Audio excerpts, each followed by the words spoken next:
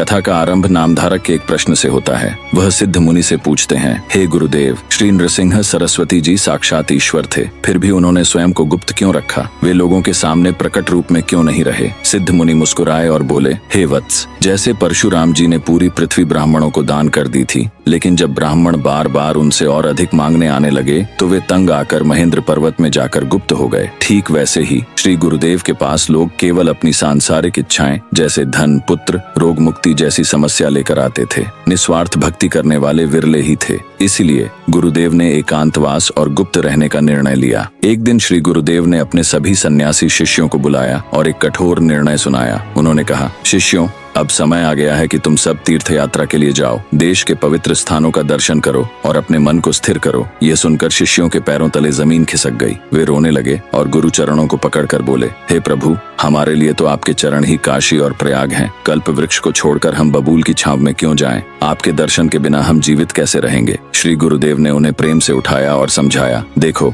तुम सब सन्यासी हो। सन्यासी को एक जगह 5 दिन से अधिक नहीं रुकना चाहिए, नहीं तो मोह माया उसे घेर लेती है। लोक कल्याण और आत्मशुद्धि के लिए तुम्हें भ्रमण करना ही होगा। मेरी आज्ञा का पालन करना ही तुम्हारा सबसे बड़ा धर्म है। इसके बाद गुरुदेव ने उन्हें भारतवर्ष के प्रमुख तीर्थों और नदियों का मार्ग बताया। उन्होंने विस्तार से समझाया कि किस नदी और क्षेत्र का क्या महत्व है। उन्होंने शिष्यों को काशी जाकर गंगा यमुना के संगम प्रयाग में स्नान करने को कहा। फिर गया जाकर पितरों का तर्पण करने का आदेश दिया। गुरुदेव ने सरस्वती, चंद्रभागा, गोमती, गंडकी और नर्मदा जैसी पवित्र नदियों में स्नान का पुण्य बताया। दक्षिण की ओर उन्होंने गोदावरी, भीमा, कृष्णा और तुंगभद्रा नदियों के संगम का विशेष महत्व बताया। उन्होंने कहा कि कृष्णा वेणी और भीमा अमरजा अर्थात गाणगापुर का संगम प्रयाग के समान ही पवित्र है। उन्होंने गोकर्ण, महाबलेश्वर, श्रीरंगपट्टनम और रामेश्वरम जाने का निर्देश दिया। शिष्यों को ढांढस बंधाते हुए श्री गुरुदेव ने एक अंतिम वचन दिया। उन्होंने कहा, दुखी मत हो। तीर्थाटन पूरा करने के बाद बहुधान्य संवत्सर वर्ष में तुम सब श्री शैलम आ जाना। वहाँ मैं तुम्हें पुनः मिलूंगा। गुरु की आज्ञा को शिरोधार्य कर भारी मन से सभी शिष्यों ने गुरुदेव के चरण स्पर्श किए और तीर्थ यात्रा के लिए निकल पड़े। शिष्यों के जाने के बाद श्री गुरुदेव ने भी वहाँ से प्रस्थान किया और गुप्त रूप से अपनी लीला जारी रखी। इस अध्याय का मुख्य संदेश यह है कि गुरु के सानिध्य में रहना सुखद है, लेकिन गुरु की आज्ञा का पालन करना ही सच्ची भक्ति है।